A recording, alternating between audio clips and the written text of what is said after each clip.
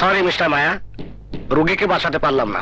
এই ডাক্তার, আগামীকাল আমার গরম খবর পত্রিকায় লেখা হবে ডাক্তারের অবহেলায় রোগীর মৃত্যু।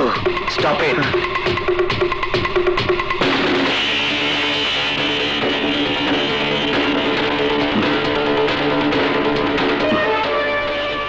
I am ACP Akash.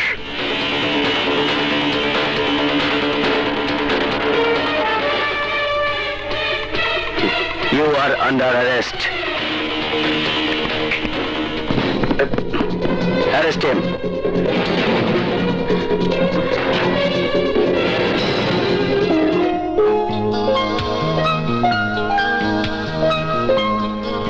সম্পূর্ণ ঘটনা ছিল আমার সাজানো নাটক, তোমাকে শনাক্ত করে গ্রেফতার করার জন্য।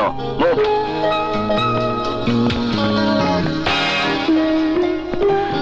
শুনুন, ওখানে কি হয়েছে? একজন আসামি ধরা পড়েছে।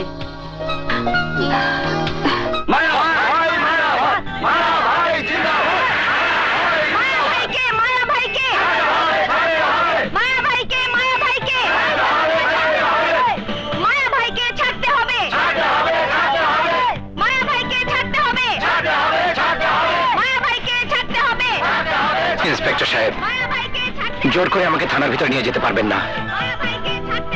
আমাকে একটু ওদের সাথে কথা বলতে দিন প্লিজ। ওকে, ধন্যবাদ।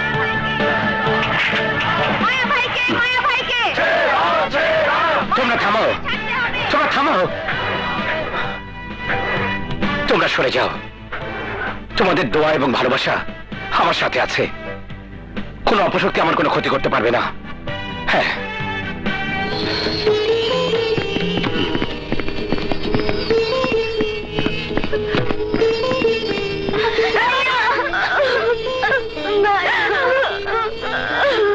শান্ত হও মা, শান্ত হও।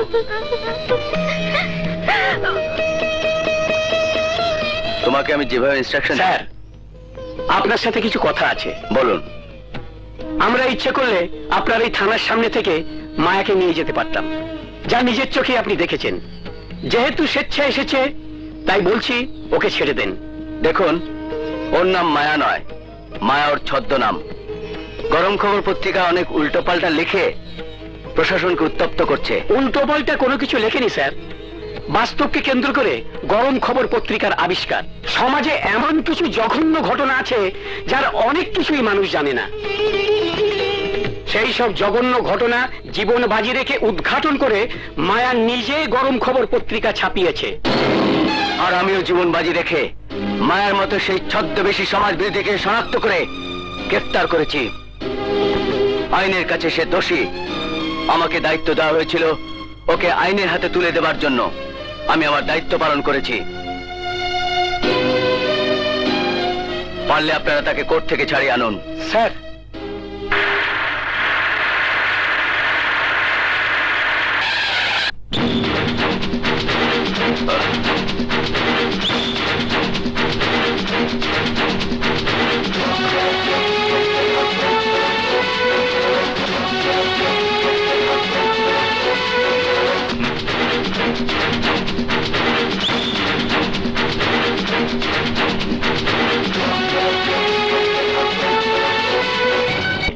আমি ওর বিশাল ক্ষতি করেছিলাম।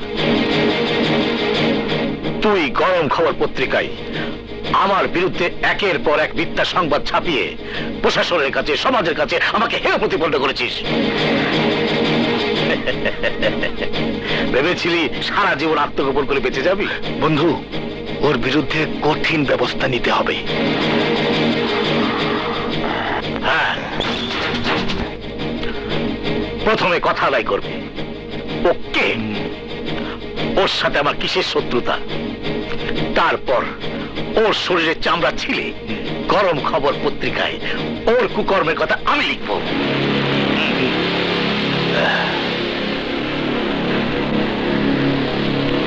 তোর কথা শুনে মনে হচ্ছে তুই দায়িত্ব পালনে সফল হয়েছিস, ব্যর্থ হয়েছিস আপনজনকে চিনতে। সরকারের কাছ থেকে পাবি গোল্ড মেডেল, চিরতরে তোর কাছ থেকে হারিয়ে যাবে তোর সবকিছু। তাই বলছি, এই মুহূর্তে তুই ওকে কোর্টে নিতে পারবি না। কোর্টে নেওয়ার আগে থানাতেই আমি ওর সঙ্গে দেখা করব। ওর কাছ থেকে আমার জানতেই হবে গরম খবর পত্রিকায় কোন জাফর সম্পর্কে লিখছে। তোমার কথা শুনে মনে হচ্ছে তুমি যে জাফরের কথা বলছো সে বর্তমানে সৃজা নামে পরিচিত। নিজের স্বার্থের জন্য সে আপনজনকে পর্যন্ত ভুলে যায়। আমি শুধু তার নামধারী স্ত্রী, রিয়া হচ্ছে মেয়ে। স্ত্রী হিসাবে পাইনি স্বামীর সোহাগ, ও মেয়ে হয়ে পাইনি বাবার আদর।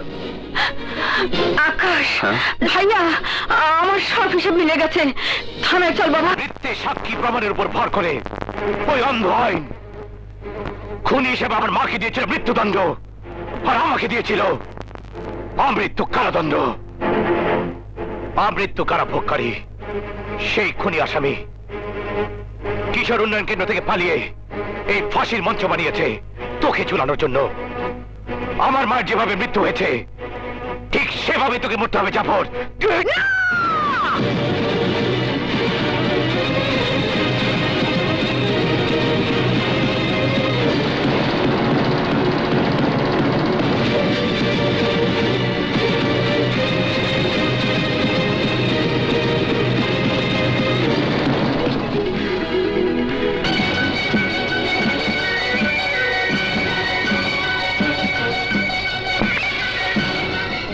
ওর মৃত্যু হবে আমার হাতে। আমাকে দেখে অবাক লাগছে তাই না? অবাক হওয়ার কিছুই নেই। আমি এখনো বেঁচে আছি। আমার জন্য যত বড় ফাঁদ পেতেছিলি সেই ফাঁদ কাটার জন্য তার চেয়ে অনেক বড় ধারালো অস্ত্র আমার কাছে আল্লাহ পাঠিয়েছিল।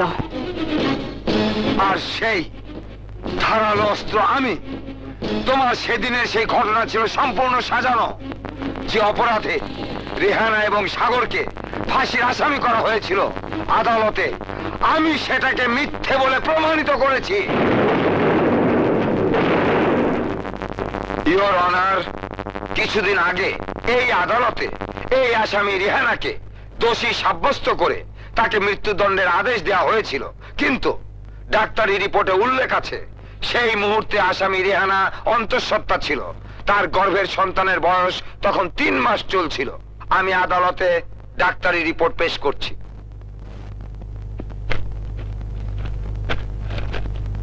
ইওর অনার, পোস্টমর্টেম রিপোর্টে উল্লেখ আছে লাঠির আঘাতে আমজাদ সাহেবের মৃত্যু হয়নি, দেয়ালে পড়ে মাথায় প্রচন্ড আঘাত পায়, আর ওই আঘাতেই তার মৃত্যু হয়।